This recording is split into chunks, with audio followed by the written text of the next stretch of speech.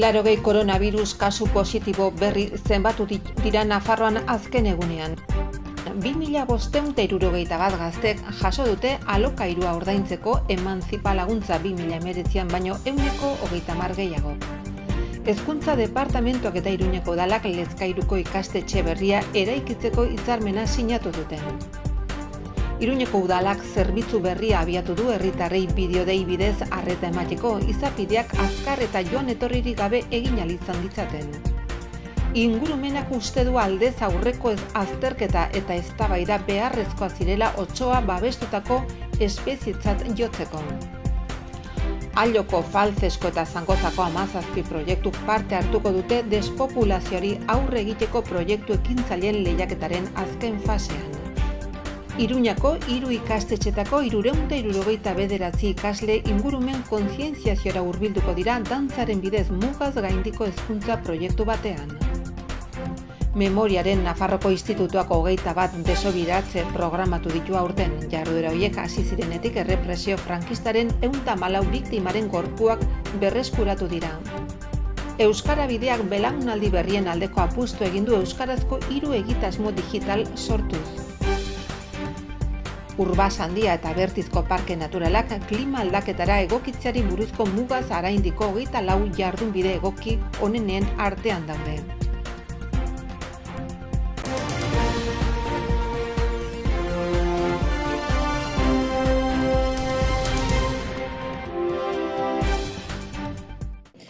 Igandean egunian zehar foru komunitatean 1652 PCR eta antigeno frogak egin ondoren 4,8 positibo eman dute denetara 80 koronavirus kasu azalaratu dira.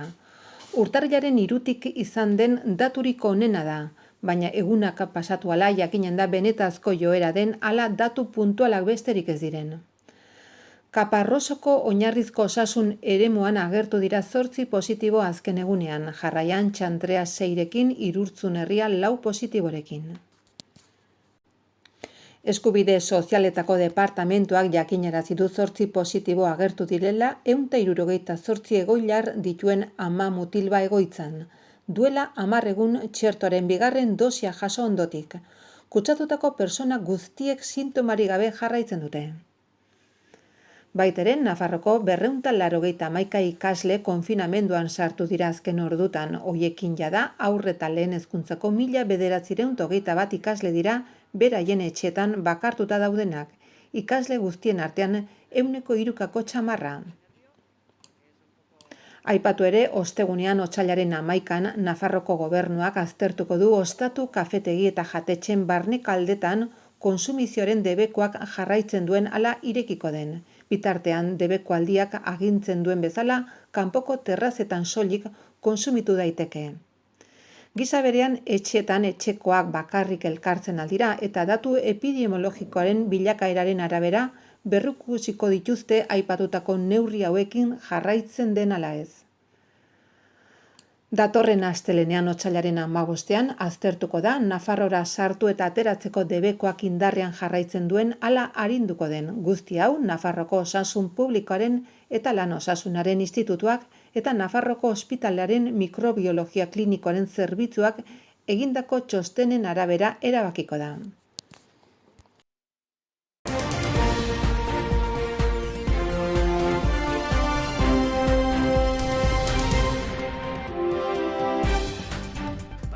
Alokairuko etxe bizitzaren arloan, Nafarroko gobernuak ematen dituen laguntzak 131 gehitu dira azken urte honetan emantzipa gaztentzako programaren kasuan.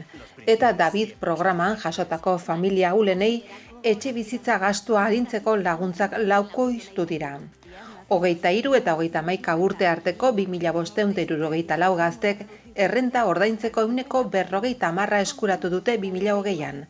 Eta diru sarrera txikiak dituzten 952 famili zaurgarrik etxe bizitzako zuzendaritza nagusiaren laguntza jaso dute alokairuaren gastuak ordaintzeko.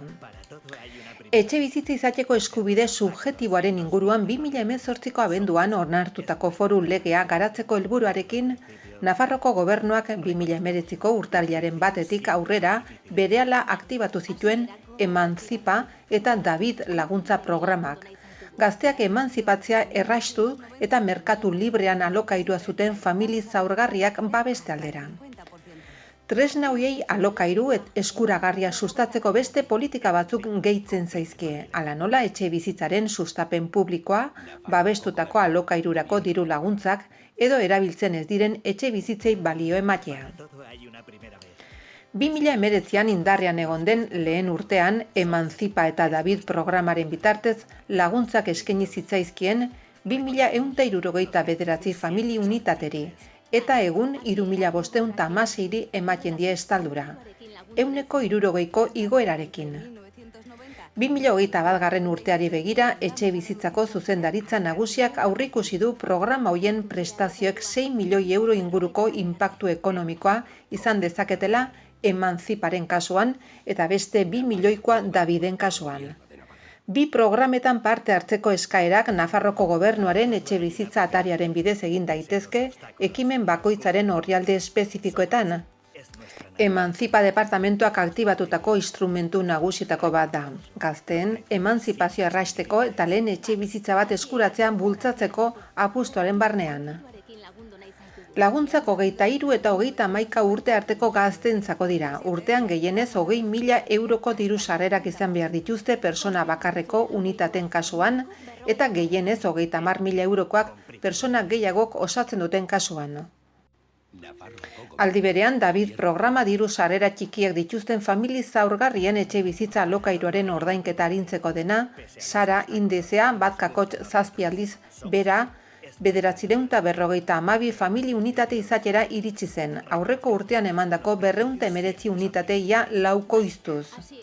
Familia hoien 172ak 150 eta 250 euro arteko laguntza jasotzen du hilabetean.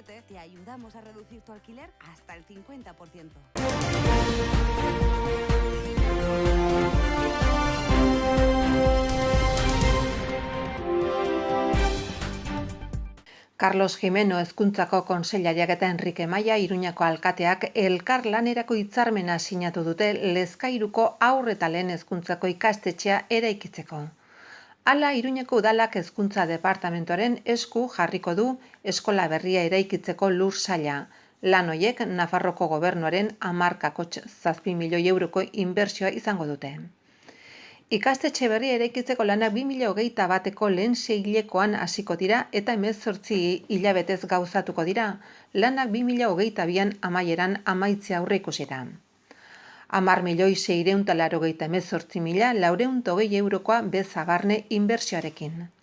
Hezkuntza departamentuak bere gain hartuko ditu lanak gauzatzeko gastu guztiak eta behin eskola eraikita dagoen unean gainontzeko haur eta lehen hezkuntzako ikastetxe guztia bezala udalak hartuko du bere gain kudeaketa eta mantenurako ardura. Hitzarmenean gainera eraikitzeko prozesua zein eraikina ondoren udalari lagatzea jaso da. Hasiera batean ikastetxeak haur hezkuntzako 4 lerro izango ditu eta lehen hezkuntzako 3, gainera haur hezkuntzan epe ertainean 4. linea bat zabaltzeko aukera izango da. Ikastetxe berriak 900 ikasle hartzeko gaitasuna izango du. Jada idatzita dagoen ejekuzio proiektuak OMRQSLek enpresak egin du hitzarmena sinatzearekin lanak esleitzeko lizitazioa ahalbidetuko da. Behin eraikina eman ondoren, hezkuntzako departamentuak instalazio guztiaren funtzionamendu ona egiaztatu eta doitu ondoren Iruñeko udalari lagako dio.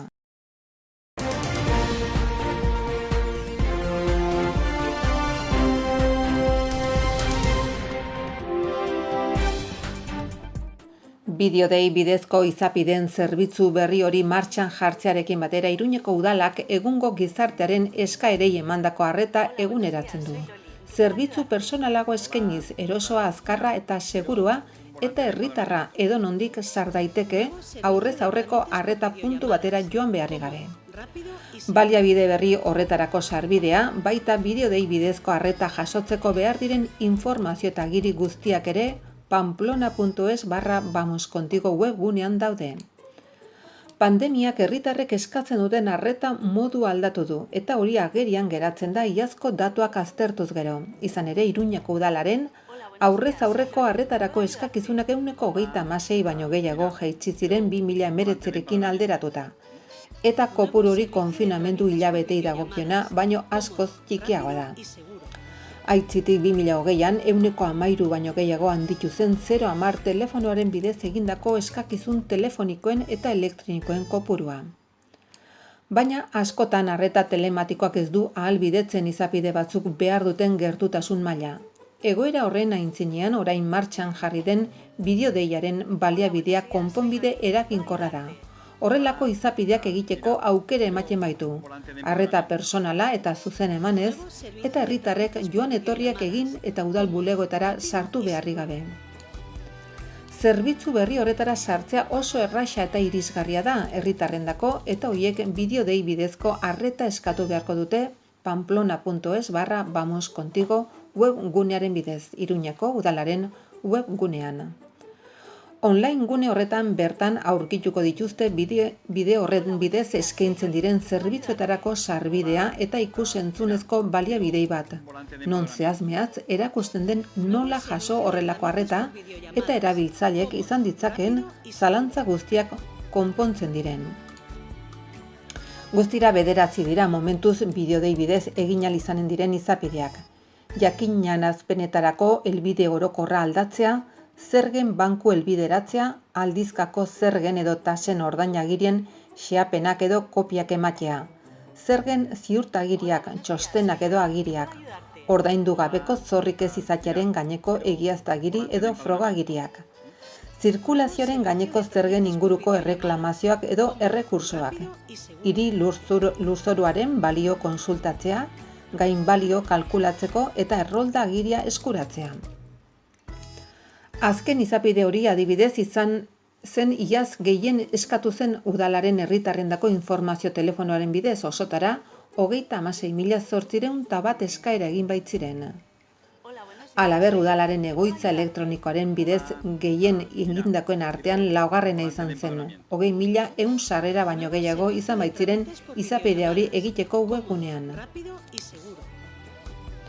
Bideodei bidezko arreta zerbitzu berrira sartzea edozein gailu mugikorretatik egin daiteke, baina ordenagailu baten bidez eramangarria zein mahaigainekoa egitea gomendatzen da.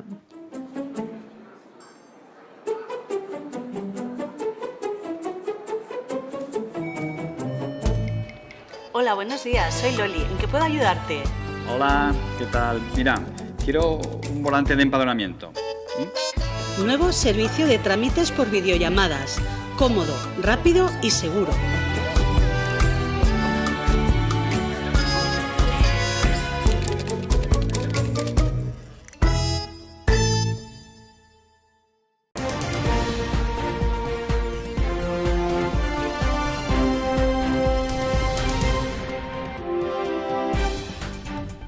Ingurumen zuzendaritzaren ustez, transizio ekologikorako eta erronka demografikorako ministerioak otsoa babestutako espezie deklaratzeko proposamenak aldez aurretik azterketa eta eztabaida izan beharko luke. Horregatik, natur ondarearen eta biodibertsitatearen batzorde nazionalean otsoa espezie babestuen zerrendan sartzeko izandako eztabaidan ez zuen bozka eman. Ildo horretan Itziar Gomez landagarapeneko eta ingurumeneko kontseilariak gai zerrendan bozketa bat sartu izana kritikatu du. Otsoen populazioari irtenbidea eman beharrean autonomia erkidegoen arteko liskar politiko sortzen duelako eta horrek albo batera uzten duelako Kantauri isurialdeko erkidego batzuen arazoa. Nafarroa kasu abeltzaintza estensiboren etorkizunarekin konprometituta lan egiten ari baigara. Ildo horretan adierazi behar da foru komunitatea 2020ko maiatzean Ministerioko Flora eta Fauna batzordeari helarazi ziola espezie babestutako espezien zerrendan sartzeak izan zitzakeen ondorioak aldez aurretik eta premiari gabe aztertzeko jarrera. Gainera departamentuaren ustez, horri buruzko txosten teknikoek ondorioztatzen dutenez ez dago ez arauzko eskakizunik ez evidentzia biologikorik. Iberiar peninsulako otso guztiak populazio bakartzat hartzeko, bere eremu osoan antzera kudeatu behar dena.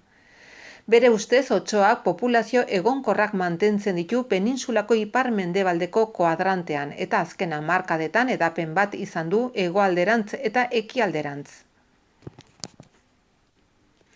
Era berean, departamentuak gogorarazi du autonomia erkidegoek berek sar ditzaketela fauna eta flora espeziak beren babestutako espezien zerrendetan, beren errealitatera arabera.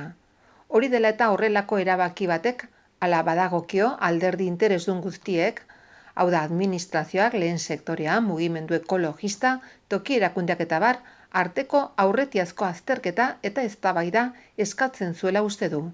Baina ez da horrelakorik gertatu eta beraz, Nafarroak batzordean ez bozkatzea erabaki zuen.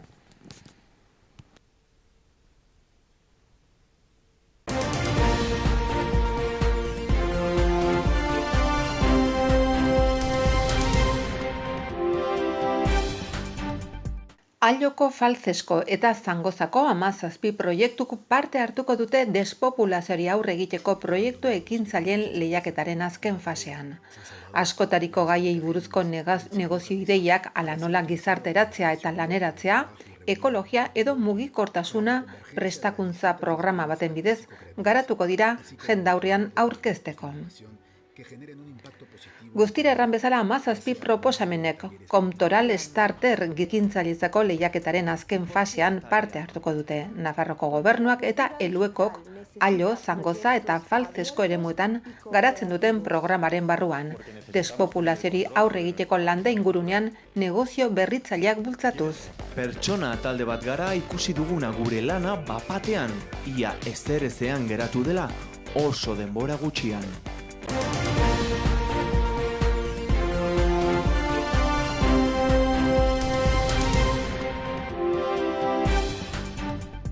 Jesuitinas Pamplona ikastetxeak Iparralde Institutuak eta Iturrama BH-ko Planeta Dantzan arte eta ingurumenari buruzko proiektuan parte hartuko dute ikasturte honetan. Pirinio Atlantikoetako eta Gipuzkoako beste 15 ikastetxerekin batera. 3 eskualdetako bigarren hezkuntzako 43 taldek lantegiak eginen dituzte ikasgeletan ingurumen naturalaren babesari buruz arte koreografikoaren bidez.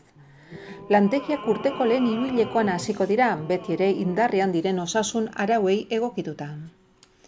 Iruñeko udaleko ingurumen hezkuntzako lantaldeak, Malandain Ballet Biarritz taldeak eta Donostiako Kristina Enea Fundazioak proiektu pedagogiko berritzaile honetan parte hartzeko deia egin zuten 2020ko bukaeran, itsaslaminak proiektuari jarraipen emateko. Proiektuari DBH-ko lehen zikloko ikaslekin eginen zen, plastikoa lanaren ardaz gisa hartuta. Planeta Dantzan proiektuak itsaslaminakek bezala, Akitania berria Euskadi Nafarroa Euroeskualdearen laguntza du eta 3 urte irautea aurreikusita dago. Iruñako bigarren hezkuntzako 15 taldeek guztira 369 ikaslek koreografia lantegiak eginen dituzte ikastetxetan eta horrez gain, aurten aukeratutako obra artistikoaren emanaldi batera joanen dira. Fosil Malandain Ballet Biarritz taldeari loturiko artista Martinarena, ikasgelan ingurumenari buruzko edukiak ere landuko dituzte. Aurten ingurumen larrialdia dute ardatz, bai eta horri ikuspegi individualetik kolektiboraino aurre egiteko beharra ere, egoera hori aldaketarako eta hobekuntzarako aukera bihurtua. Jone Miren Agirre Malandain Balleteko artista koreografikoa arduratuko da lantegiak dinamizatzeaz, Iruñeko udaleko ingurumen hezkuntzako lantaldearen laguntzarekin zein horrez gain, berariazko unitate didaktiko bat garatzeaz arduratu baita. Planeta Dantzan proiektuaren aurrekontua 2020-2021eko ikasturterako 124.075 eurokoa da. Hoietatik 62.017 euro Europako finantziazioari dagozkio Euroeskualdearen bidez.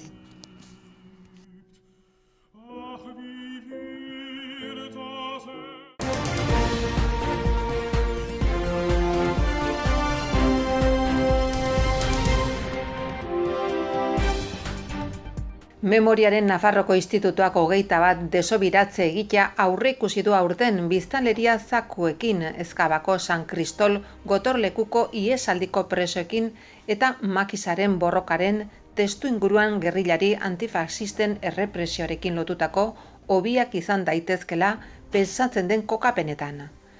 2016 urteaz geroztik Nafarroko Gobernuaren, Nafarroko Memoriaren Institutuak hainbat hitzarmen sinatu ditu Aranzadi Zientzia Elkartearekin. 100.000 euro urtean lan horiek egiteko. Ikertzaileen, teknikarien, senideen eta memorialisten elkarten arteko lankidetzaren ondorioz, frankismoaren errepresioaren 114 biktima hobitik ateratzea lortu da. Hilobitik ateratzeko plan berriak 70 biktima baino gehiago bilatzea aurreikusten du, hoietatik 13 izen abizenekin, baina gehienak persona anonimoak, presoak, zibilak, San Cristobal gotorlekutik ihes egindakoak eta makiak dira. 22 kokaleku baino gehiagotan, pistak, bideak, laborantza lursailak eta bar aurkitzen saiatzen dira, Odieta, Esteribar, Lerin, Iza, Zendea, Imotz, Ezkabarte, Berriozar, Oibar, Berriobeiti, Larrion, Ultzama, Izaba, Arano, Armañanzas, Zizur Nagusia edo Zizur Nagusia bezalako herrietan. Ekintza hauek Afauna 36, Txinparta, Amapola del Camino, Asociación Pueblo de las Viudas de Sartaguda eta Arekako ordezkariek osatutako memoria historikoaren elkarteen mailan aurkeztu dira aste honetan. Jarduketa plan honek aurreko urtetan bezala memoria historikoaren elkarteek eta ikertzaileek frankismoaren errepresioari buruz egindako proposamenak jasotzen ditu. Aldaketak ditu lokalizazio lanak zailak baitira, hoietako asko urtetan zehar izandako ahozko lekukotasunetan oinarritzen dira eta denboran zehar lurrak jasandako aldaketen mende daude. Memoriaren Nafarroko Institutuak adierazi dutenez. Berreskuratutako 114 biktimetatik 2016ko irailan Nasertik enpresa publikoak kudeatutako DNA bankuari esker 26 gorpu identifikatu ahal izan dituzte. Denbora horretan 252 espediente ireki dira. Identifikazio lanak konplexuak dira eta batzutan bidera ezinak, hezur hondarrak degradatzen direlako edo emaile egokirik ez dagoelako, baina bide horiek ahalbidetzen dute gorputzak familiei entregatuz konponketa prozesuak amaitzea. Lan horietan Nafarroko gobernuak 288.000 euro inbertitu ditu 2016 eta 2020 urteen artean. Gainera, 2023 arte 210.000 euro gehiago gehitzea aurreikusi dute. Nafarroko gobernuak biktimen bilaketarakin duen konpromiso irmoa da adierazi dute. Denborak aurrera eginala areagotu den hobien kokapenak dituen zailtasunez jabetuta herritarrei dei egin diete. Tokiren bat ezagutzen badute Nafarroko Memoriaren Institutuarekin harremanetan jartzeko.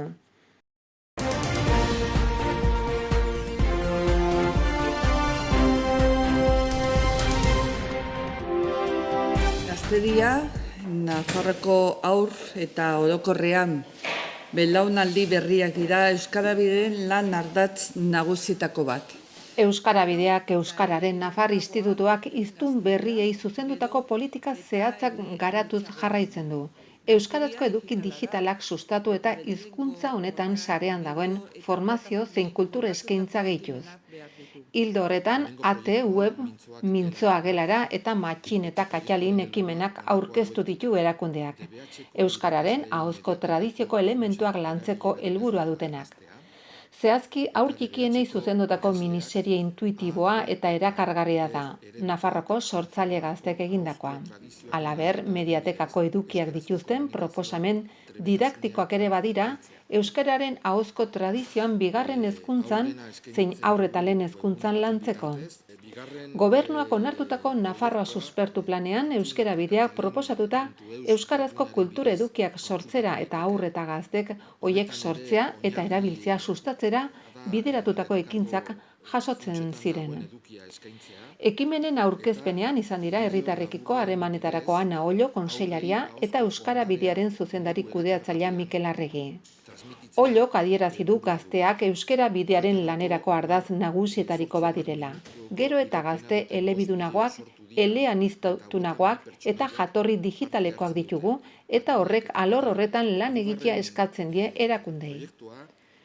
Euskara eta ingurune digitala esan du ez dira batere batera ezinak eta horrela erakusten digute sarean euskaraz bezalako ekimenek edo era eskola ekimen arrakastatsuak. Ollo kontseilariak egungo egoera ere aipatu nahi izan du. Une honetan, teknologia inoiz baino gehiago kontsumitzen da eta testuinguru honetan ekimen hauek aurkezten ditugu. euskarazko online eduki digitalak sustatzeko eta haur eta gazteek erabiltzea bultzatzeko egindako apustu irmoa erakusten dutenak. Mintzoa gelara proiektuara Euskara Bidearen webgunetik sar daiteke. Nafarroko euskararen mediatekako funtsetan oinarritzen da eta proposamen didaktiko digitalak eskainiko ditu euskarazko ahozko tradizioaren zenbait alderdi lantzeko DBH-en. 30 fitxa didaktikoaren bitartez honako hauek bezalako gaiak landu ahal izango dira gelan. Erabilerak eta ohiturak, aintzinako bizimodua, gerra zibila eta gerra ostea, landa ingurunearekin loturiko jakintzak eta lanbideak, jaiak, herri kantutegia, ipuinak edo mitologia. 2 bloketan zatituta fitxa bakoitzean ikus-entzunezko pieza labur bat eta proposamen didaktiko bat aurkitzen dira. Horrez gain, ikasleentzako informazioa zuzenean lan egiteko eta irakaslearentzat gehitutako informazioa agertzen dira. Transkripzio, erantzun eta bestelako alderdi didaktiko erabilgarriekin. Bestalde, Matxin eta Katalin proiektua mediatekako funtsean oinarritzen da baita ere eta web espezifiko baten bitartez bideo intuitibo ezberdinak eskaintzen ditu aurrei euskarazko ahozko tradizioaren edukiak helarazteko. Bideo labur horietan Matxin gazteak eta Katalin axerikumeak hartzen dute parte. Hainbat pasarteko protagonista izango dira eta modu divertigarri eta entretenigarrian abestiak, esaerak, ipuinak eta asmakizunak sartuko dituzte. Edukiak eskaintzeko plataforma oso intuitiboa eta aurrek maneia dezaketena erabili da. Era berean, webgunean gurasoentzako atal bat aurkitzen da proiektuari buruzko informazioarekin eta mediatekarako sartzeko estekarekin. Azken horren bitartez, bideoak egiteko oinarri bezala erabili diren jatorri edukietara sar daitezke. Azkenik AT-Web seria 4 kapituluk osatzen dute eta horiek sare sozialen bitartez hedatuko dira. Horietan euskarazko sortzaile gazten lan ezberdinak aurkezten dira. Hainbat kultura adierazpen gaztengana hurbiltzeko eta euskara tresna gisa hartuta. Artistek sortzen dituzten lanak zabaltzen laguntzeko asmoarekin. Euskara Bideak material horiek zabalduko ditu datozen asteetan bati bat 14 eta 20 urte arteko gazteentzat. 15 minutu inguruko hasierako saio horietarako protagonistak hauek dira. Martxel Rodríguez, dantzaria eta Ekinez Zapiain bersolaria, Baztan eta Bortzirietan. Maialen Arzaluz, bersolaria eta telebista aurkezlea, Urdaz eta Sara inguruetan. Burutik folk rock taldea Iruñan eta Artaxoan eta Nogen rock taldea Iruñan. Hau dena eskaintzen dugu webgune baten bitartez. Bigarren proiektua matin eta katalin.eus webgunearen bidez kontsultatu daiteke.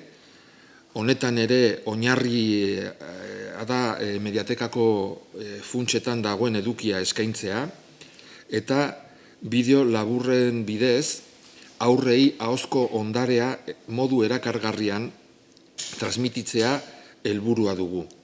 Horretarako 10 minutuko iraupena duten 5 bideo sortu dira eta hauetan 2 pertsonaiak parte hartzen dute, Matinek eta Katalinek. Hirugarren proiektua AT-Web saioa deitu duguna, gaztei zuzendutako proiektua da, 14-20 urte bitartikoendako. Euskarazko kulturaren gaineko bideoak dira, guztira 4 bideo 10-15 minutukoak, eta ja laizter gure webgunean eta sare sozialetan konsultatzeko aukera egongo da. Gure helburua izan da, bideo hauen bidez, gazte batzuen proiektuak dantza, musika, antzerkia, bertsolaritzaren inguruan gizarteratzea eta gazteen eskura jartzea. Gobierno de Navarra. Nafarroako gobernua.